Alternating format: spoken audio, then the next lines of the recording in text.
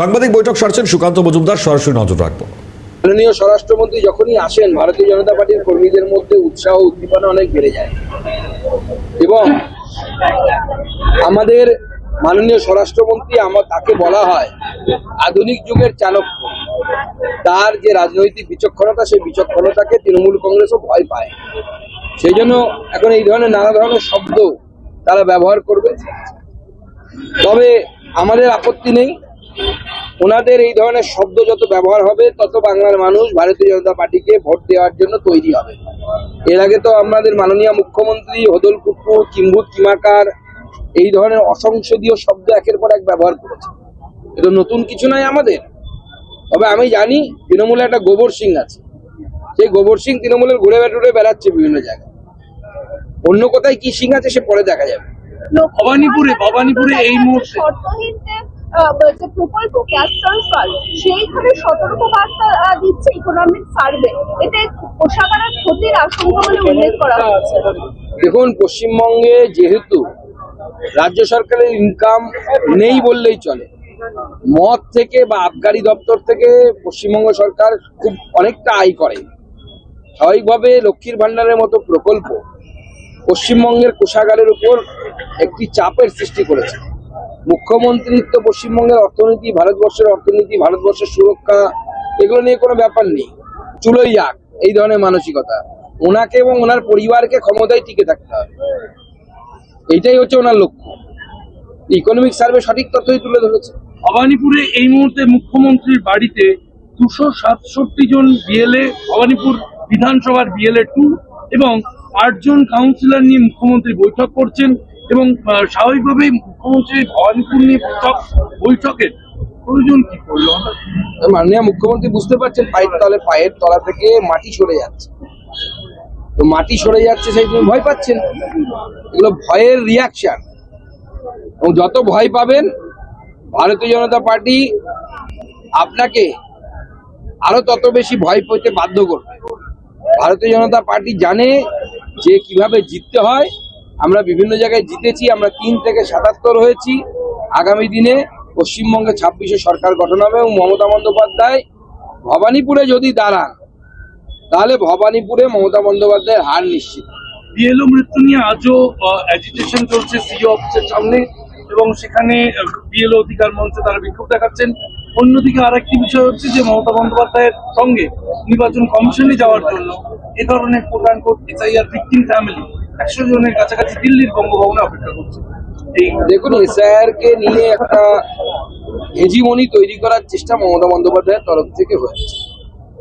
এর আগেও এসআইআর হয়েছিল, অনেক ভোট বাদ গেছিল 2002-3-এ। এই মমতা বন্দ্যোপাধ্যায় কিন্তু ওই ভোটগুলো বাদ যাওয়ার জন্য বামফ্রন্ট সরকারকে বলেছিল এই বামফ্রন্ট সরকার অবৈধ এবং বামফ্রন্ট সরকারের পদত্যাগ করা উচিত। আজকে সেই মুখ্যমন্ত্রী এসআইআর নিয়ে উল্টো কথা বলছে। আমি যদি তাকে প্রশ্ন করতে চাই যে ওনার কাউন্সিলরের চাপে, ওই অনন্যা ম্যাডাম না কি নাম, তার চাপে যে বিএলও মারা গেছে তার পরিবারের লোককে নিয়ে উনি কোথায় যাবেন? তাকে নিয়ে কার বাড়িতে যাবেন?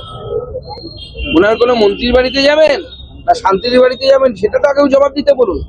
এরকম 2 জন বিএলওর কথা পাওয়া গেছে, একজন মুসলিম ভদ্রলোকের কথাও পাওয়া গেছে, যার উপরে তৃণমূল কংগ্রেস নেতারা টাকা নিয়েছিল তার কাছ থেকে টাকা ফেরত চাওয়ার জন্য, চাপ দেওয়ার জন্য তারও এই ধরনের আত্মহত্যার ঘটনা ঘটেছে।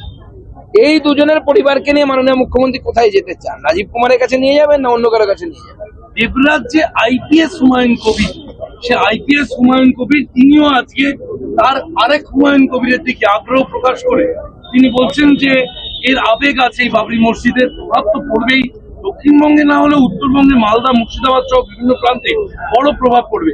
11ই ফেব্রুয়ারি অর্থাৎ যেদিনকে বাবরি মসজিদে কার্যত ভিত করা হবে, সেদিনকে হুমায়ুন কবির, দেবরার হুমায়ুন কবিরকে আমন্ত্রণ জানিয়েছে। এবার কি এই হুমায়ুন বেসুরো?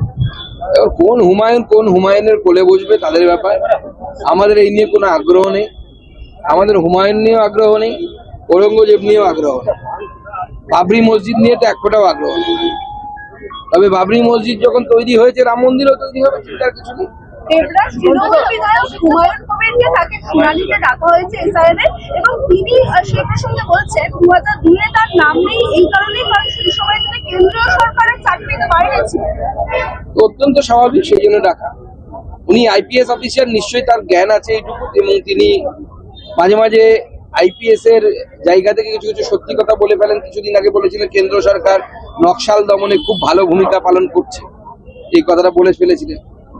তো এই যে কথাটা বলেছেন 2002 নাম না থাকলে সে স্বাভাবিকভাবে ডাক পাবে, আমার নাম না থাকলে আমিও ডাক পাবো, দেবও সেই জন্য ডাক পেয়েছে, তার মিলছে না। 2010 তার নাম ঢুকেছে। এরকম বহু মানুষ আছে যাদের নাম 2002 ছিল না, অন্য কোথাও ছিল, সেখানে যেতে হচ্ছে 10 মিনিটের মধ্যে কাজ শেষ হয়ে যাচ্ছে। তৃণমূল কংগ্রেস শুধুমাত্র হাঙ্গামা বাঁধানোর জন্য এগুলো উল্টো পাল্টে কাজ করে। আপনি আগ্রহ না পেলেও বাবারিতে দেখুন, এটা এখানে হেনস্থার বিষয় ওরা কেন বলছেন আমি জানি না, নির্বাচন কমিশনের সাথে যোগাযোগ করতে পারে। বাবরি হুমায়ুন নিয়ে আপনি আগ্রহ না পেলেও সিপিএম আগ্রহ পাচ্ছে, এবং তাতে কংগ্রেস একটু বেশি। কংগ্রেস বলছে যদি হুমায়ুনের সঙ্গে সিপিএম এভাবে এগোতে থাকে তাহলে সেক্ষেত্রে নতুন করে ভাবতে হবে।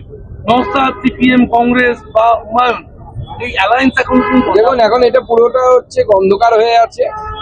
শুধু আমরা যেটা বুঝতে পারছি, সেলিম সাহেবের হুমায়ুনকে খুব পছন্দ হয়েছে, এবং সেলিম হুমায়ুন সবই তো মুঘল সাম্রাজ্যের অংশ।